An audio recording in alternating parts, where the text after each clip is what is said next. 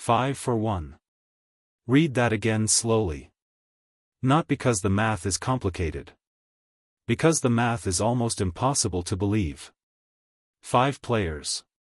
Moving in one direction. 1 player coming back. A trade ratio that doesn't exist in the ordinary vocabulary of baseball transactions, that sits outside the range of what front offices typically consider acceptable, outside the framework of competitive balance that general managers use when they talk about what they owe their organization, their roster, their future. 5-for-1. Andrew Friedman has made bold moves before. He has restructured rosters mid-season.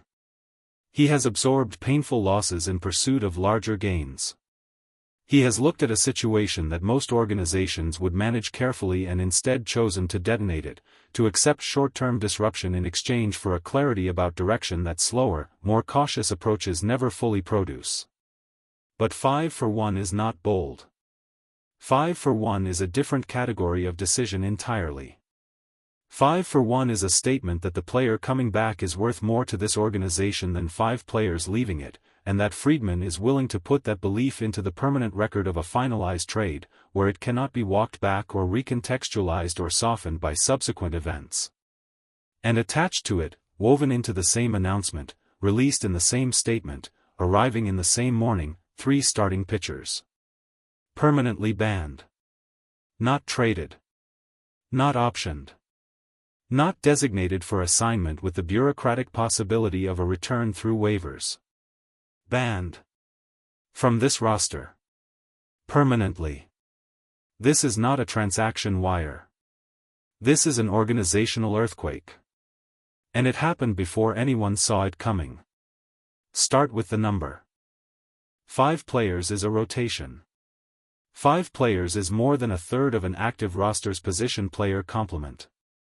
5 players, in a single trade, represents the kind of organizational commitment that teams spend entire off-seasons debating, that front offices build consensus around across months of meetings and projections and risk assessments, before finally executing with the careful, deliberate weight of a decision that everyone involved understands will define the next several years.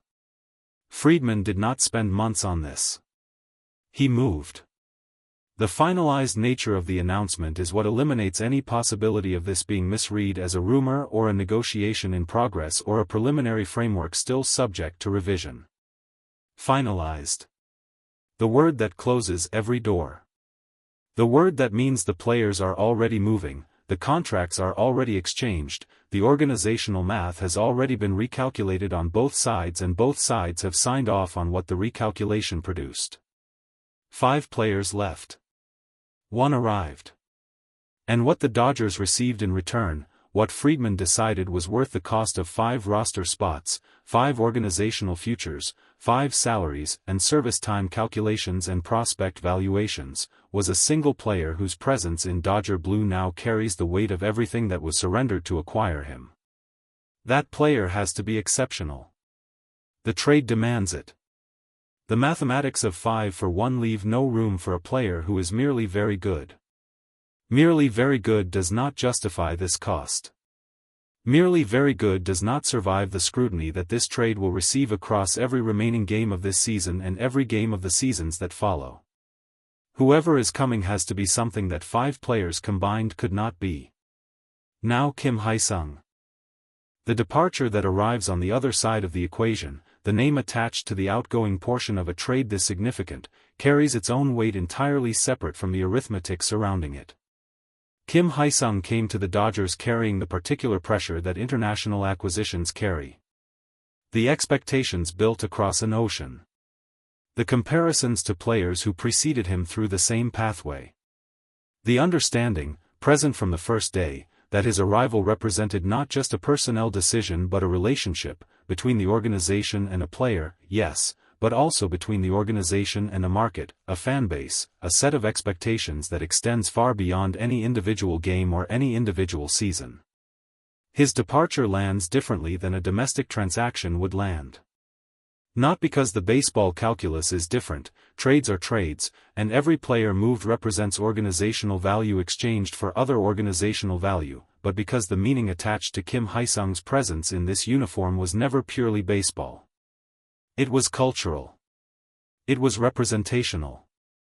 It was the visible expression of a commitment that the Dodgers had made to something larger than roster construction. And now he is gone. The announcement does not soften this. It cannot soften it. Finalized trades do not come with explanations attached, they come with names and directions and the cold organizational language of a decision made at the level where sentiment is not a variable in the calculation. Friedman calculated. The calculation produced Kim Ha-seong moving out and 1 player moving in and 5 players moving out alongside him. Whether the calculation is correct, whether the mathematics of this trade serve the Dodgers' October ambitions the way Friedman believes they do, is a question that the season will answer and that this morning cannot. What this morning produces is only the departure itself. The image of a player who carried more than his statistics carrying that weight out the door in a trade that will be debated across 2 countries for as long as both countries follow this team. But then the 3 starting pitchers. This is where the announcement moves from surprising to genuinely unprecedented. Trades happen. Even 5-for-1 trades, extraordinary as they are, exist within the recognizable framework of how baseball organizations reshape themselves. They are dramatic. They are rare. But they are not without precedent. Permanently banning 3 starting pitchers simultaneously, in the same announcement, on the same morning, has no clear precedent to reach for. 3 starters. The core of a pitching staff. The players whose names appear at the top of a lineup card 5 days out of every 5, whose preparation defines the rhythm of a team's week, whose performance sets the ceiling of what a season can become. To remove 1 starting pitcher from a roster permanently is a significant organizational moment. To remove 3 at once, in a single motion, attached to an already unprecedented trade announcement, is something that requires an entirely different framework to understand. What did they do? That is the question the announcement does not answer, the absence at the center of the story, the silence where an explanation should be. Permanent bans are not issued for performance.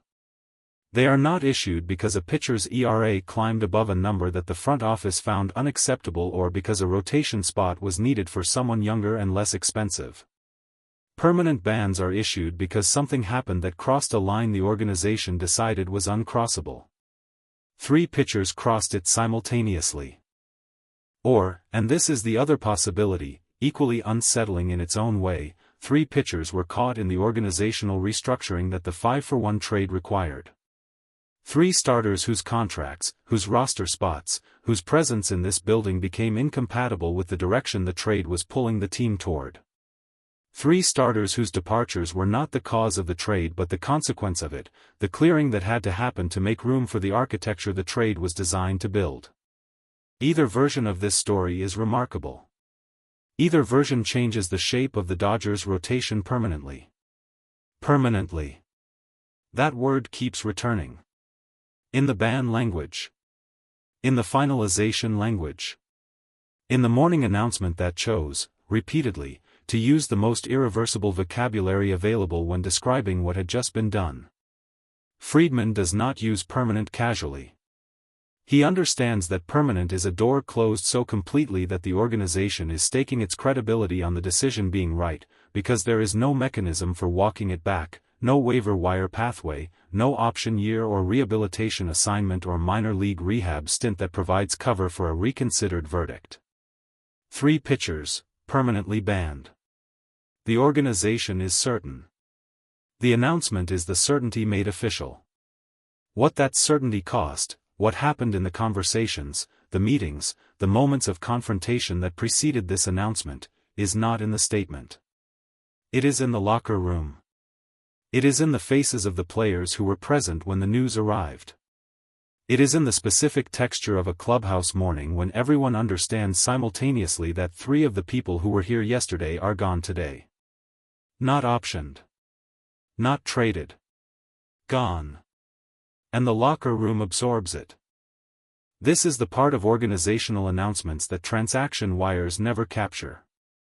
The human absorption of information that arrives faster than anyone was prepared to receive it. The players who suited up this morning not knowing that by the time they finished reading the announcement, the rotation they understood themselves to be part of had been reduced by 3. The pitchers who showed up to throw their bullpen sessions not knowing that somewhere in the building, their colleagues were learning that their careers in Dodger blue were over, permanently, officially, with the finality that only front office announcements delivered in full public view can produce. The locker room absorbs it in silence first. Always silence. Before the questions begin and the conversations start and the competing interpretations begin to circulate, before any of that, there is the moment of silence when the news is simply true and has not yet been made sense of. 3 empty spots in a rotation. 5 players gone in a trade. Kim Ha-seong, departed. 1 player arriving, carrying the weight of 5. The silence in that locker room this morning lasted longer than silences usually last. Because the announcement was large enough, and permanent enough, and complete enough in its disruption of everything that was familiar that the ordinary mechanisms of professional adaptation, the processing, the rationalizing, the moving forward, needed more time than they usually need. Roberts will manage this. Whatever version of Dave Roberts returns to the dugout for the next game, whatever state of presence or absence or partial return defines his relationship to this team right now, he will manage this.